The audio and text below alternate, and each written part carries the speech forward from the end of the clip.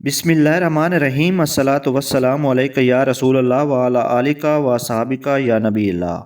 मोहतरम नाजरीन, अस्सलामु अलैकुम।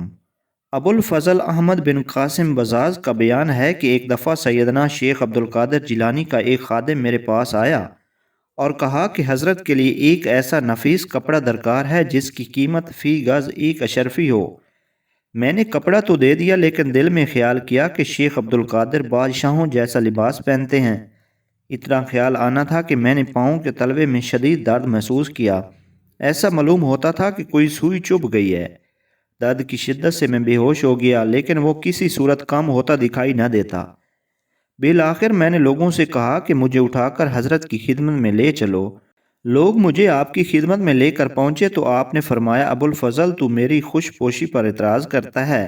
खुदा की कसम, मैं हुक्म इलाही के बगैर अच्छा नहीं पहनता। लोग मुर्दों को अच्छा कफन देते हैं और मुझको ये कफन हजार मौत के बाद हासिल हुआ है।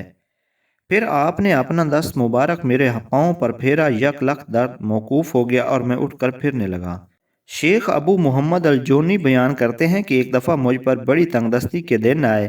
मैं और मेरे अहलो अयाल फाका कर रहे थे। इसी हालत में सैयदना गौस आज़म की खिदमत में हाजिर हुआ।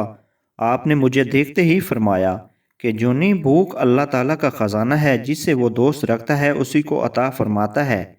जब बंदा 3 रोज़ तक कुछ नहीं खाता तो अल्लाह ताला फरमाता है, तूने अब तक मेरे लिए फाका इख्तियार किया, मुझे अपनी इज़्ज़त और जलाल की कसम, मैं तुझे खुद खिलाऊंगा। हज़रत के इरशादात से मैं मबहूत हो गया। फिर फरमाया, जो शख्स अपनी मुसीबत को पोशीदा रखता है अल्लाह ताला उसे दुगना अजर देता है। ऐ जूनी, फ़ुकर को छुपाने में ही बेहतर है। फिर आपने मुझे पोशीदा तौर पर कुछ दिया और उसे मख्फी रहने की ताकीद फरमाई। शेख अबू बकर तमीमी का बयान है कि एक दफ़ा मैं हज की नीयत से मक्का मुअज़्ज़मा जा रहा था। रास्ता में एक जिलानी का साथ हो गया।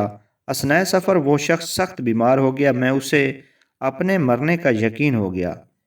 मुझे 10 दिनार और एक चादर और एक कपड़ा दिया और वसीयत की कि जब मैं बगदाद जाऊं तो ये चीज़ें शेख अब्दुल कादिर जिलानी की खिदमत में पेश कर देना और उनसे दरख्वास्त करना कि मेरे लिए दुआए मगफरत करें।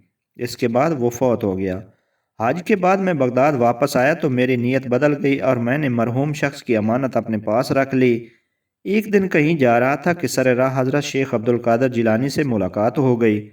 मैंने आपसे मुसाफिया किया तो आपने मेरा हाथ पकड़कर ज़ोर से दबाया और फरमाया, अबू बकर, तुम 10 दिनार की खातिर खौफ खुदा से आरी हो गए। आपका ये इरशाद सुनकर मुझ पर लर्ज़ा तारी हो गया और मैं बेहोश होकर ज़मीन पर गिर पड़ा। फिर दौड़ता हुआ घर गया और उस जिलानी की अमानत सैयदना गौसुल आज़म की खिदमत में पेश कर दी। 560 हिजरी में आपके एक अकीदतमंद खिसर हुसैनी मूसली खिदमत आली में हाजिर हुए। आप पर उस वक्त कशफी हालत तारी थी। उससे मुखातिब होकर फरमाया, ए खिजर, मूसल चला जा, वहाँ तेरे यहाँ औलाद पैदा होगी। बच्चे का नाम मोहम्मद रखना। उसे 7 साल की उम्र में बगदाद का एक नाबीना हाफिज कुरान मजीद हिफ्ज करवाएगा और तेरी उम्र 94 साल 1 माह और 7 दिन होगी और तू अरबल में बाकायमी होश हवाश वफात पाएगा। आपके हुक्म के मुताबिक खिजर हुसैनी मूसली जाकर मुकीम हुए। वहाँ सफ़र 601 हिजरी में उनके यहाँ एक लड़का पैदा हुआ जिसका नाम उन्होंने मोहम्मद रखा। वहाँ एक नाबीना हाफिज कुरान रहता था। मोहम्मद की उम्र 7 साल की हुई तो उस हाफिज की शागिर्दी में दे दिया गया। उसने 7 माह में मोहम्मद को कुरान हिफ्ज करवा दिया। उस वक्त खिजर हुसैनी ने उसका नाम और वतन पूछा तो उसने बताया कि मेरा नाम अली है और मेरा वतन बगदाद है। खिजर हुसैनी को सैयदना गौस आज़म की पेशगोई याद आ गई। ये मोहम्मद बाद में हाफिज़ अबू अब्दुल्ला मोहम्मद के नाम से मशहूर हुए। उनका बयान है कि मेरे वालिद खिजर हुसैनी ने 9 सफ़र 925 हिजरी को अरबली में 94 साल 1 माह और 7 दिन की उम्र में वफ़ात पाई। उस वक्त उनके होश व हवास बिल्कुल सही थे। शेख अबू अब्दुल मालिक ज़ियाल का बयान है कि रात में मदरसा आली में खड़ा था। इतने में सैयदना शेख अब्दुल कादिर जिलानी वहाँ तशरीफ़ लाए। आपके दस्त मुबारक में असा था। आपको देखकर मेरे दिल में ख्वाहिश पैदा हुई कि इस वक्त आपकी कोई करामत देखूं। आप मेरी तरफ देख कर मुस्कुराए और अपना असा मुबारक ज़मीन पर गाड़ दिया। वो रोशन होकर चमकने लगा और मदरसा में हर तरफ रोशनी फैल गई। 1 گھنٹہ تک عصائے مبارک اسی طرح چمکتا رہا۔ پھر آپ نے اسے زمین سے اٹھا لیا تو جیسا تھا ویسا ہی ہو گیا۔ آپ نے فرمایا زیال تم یہی چاہتے تھے؟ شیخ زیال کہتے ہیں یہ واقعہ 560 ہجری میں پیش آیا۔ جمادی الاول 551 ہجری میں بغداد کی ایک عورت اپنے لڑکے عبداللہ کو ساتھ لے کر آپ کی خدمت میں حاضر ہوئی اور عرض کی سیدی میرا یہ فرزند آپ سے بے حد عقیدت رکھتا ہے، میں چاہتی ہوں کہ آپ یہ اپنی خدمت میں رکھ لیں، یہ آپ سے فیض حاصل کریں، اسے اپنی غلامی میں قبول فرمائیے۔ آپ نے اس عورت کی استدعا قبول فرما لی اور عبداللہ آپ کی خدمت میں رہنے لگا۔ حضرت نے اسے چند اذکار و اشغال تلقین فرمائے اور مجاہدہ ریاضت کا حکم دیا۔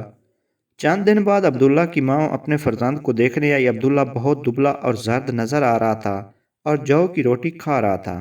یہ دیکھ کر بچے کی والدہ حضرت کی خدمت میں حاضر ہوئی۔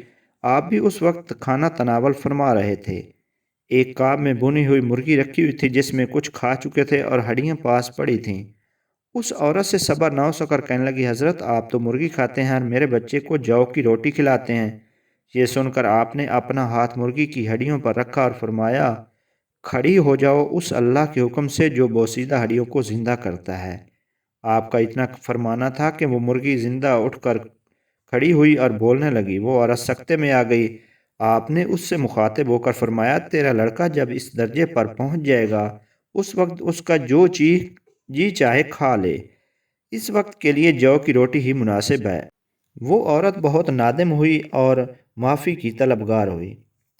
ایک دن ابو الفتوح سیدنا غوث اعظم کی خدمت میں حضرت احمد ابدال عطسی کی رحلت کی خبر لائے اور درخواست کی کہ ان کی جگہ کوئی اور دوسرا ابدال مقرر فرمائیے۔ آپ نے فرمایا بہت اچھا، جلد ہی کسی کو مقرر کیا جائے گا۔ اسی رات ایک چور چوری کی نیت سے آپ کے دولت قدے میں آیا۔ ایک حجرے کے کچھ برتن اٹھانا چاہتا تھا کہ یک لخت بینائی سلب ہو گئی۔ گھبرا کر حجرے سے باہر نکلا۔ حضرت نے پوچھا کہ تو کون ہے؟ یہاں کس غرض سے آیا تھا؟ اس نے سارا حال بتا دیا۔ آپ نے اس سے توبہ کرائی اور پھر اپنا لب مبارک اس کی آنکھوں پر لگایا۔ اس کی بینائی فوراً لوٹ آئی۔ اب آپ نے اسے فیض باطنی سے نوازا اور تزکیہ نفس اور سلوک کی منازل طے کرا کر ابدال بنا دیا۔ پھر اس کا تقرر حضرت احمد عطسی کی جگہ کر دیا۔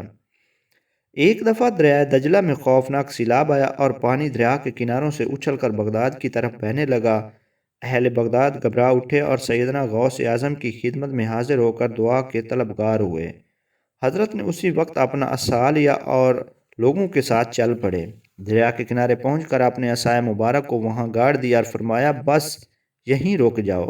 آپ کا اتنا فرمانا تھا کہ طغیانی تھم گئی اور سیلاب کا پانی اترنا شروع ہو گیا، حتیٰ کہ دریا اپنے کناروں کے اندر اپنی اصلی حد پر بہنے لگا۔ ایک دن سیدنا غوث اعظم اپنے مدرسہ میں وعظ فرما رہے تھے۔